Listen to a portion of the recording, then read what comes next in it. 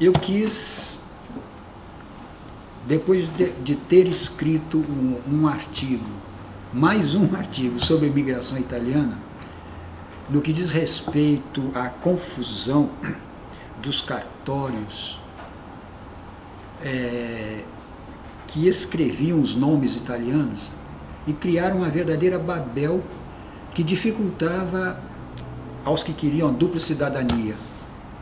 Então, pesquisando, sobretudo documentação primária, passaportes, cartas, certidões de casamento, títulos de terra, eu vi que havia uma confusão muito grande e resolvi esclarecer.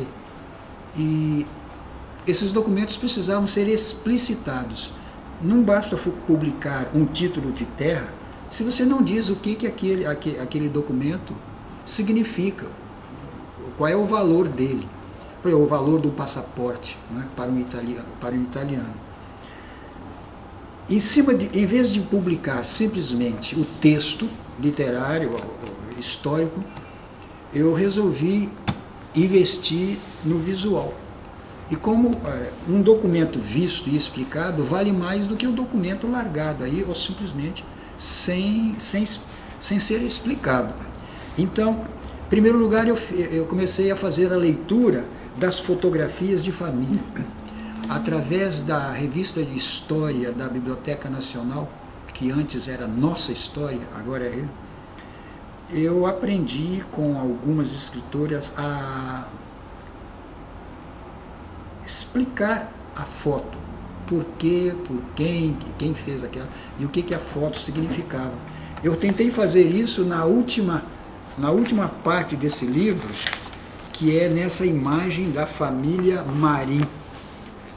A fotografia, ela não pode ficar aí neutra, cristalizada no tempo e perder a significação. Então, essa fotografia, para mim, mereceu uma página, mas eu poderia dedicar mais páginas a ela, não é? Tudo tem um significado na fotografia no tempo. Por exemplo, nesse livro todo, eu desafio ao leitor, ao novo leitor, a descobrir algum grupo familiar rindo. Os fotógrafos armavam um cenário, colocavam as pessoas que deviam ser, tudo numa posição rígida, parada e tal, por causa da tecnologia fotográfica. Então, eu me interessei pela máquina fotográfica, pela invenção da fotografia, pelos fotógrafos.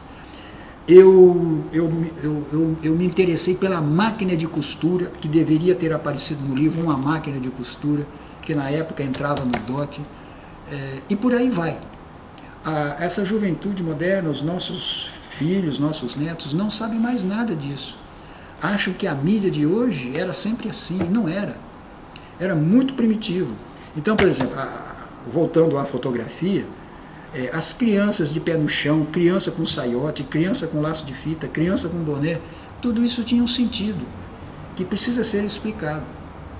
Sobretudo quando essas pessoas fazem parte do nosso clã familiar. E eu descobri que falar da minha família é ser muito narciso. Então, aqui a gente pode ver que eu estou falando de avós, bisavós, tetravós e provavelmente de famílias que não são meus familiares de sangue. Porque não é possível ficar numa posição de narciso, só falar do meu pai e da minha mãe, isso não tem interesse histórico. Então, e o livro ficou muito bonito por causa da exploração da visualidade dos fotografados. E isso mexe com o sentimento das pessoas. Você deve ter observado muito que havia gente profundamente emocionada. Eu já testei isso com uma prima que, ao ver apenas a foto de uma casa e uma empanada, um cercadinho, desabou a chorar de emoção. Ela tirou uma fotografia desse lugar quando ela tinha 2 anos de idade. E essa pessoa, essa senhora hoje que perdeu, que foi fotografada com 2 anos, perdeu a mãe nessa casa aos 10 dias de vida. Então, a fotografia ela tem um valor histórico, cultural, mas tem um valor profundamente humano e sentimental. E eu descobri que falar de imigração italiana, como disse Dona Maria Estela de Novaes, falar de imigração italiana é como mexer com formiga em roça de mandioca. Fica tudo alvoroçado.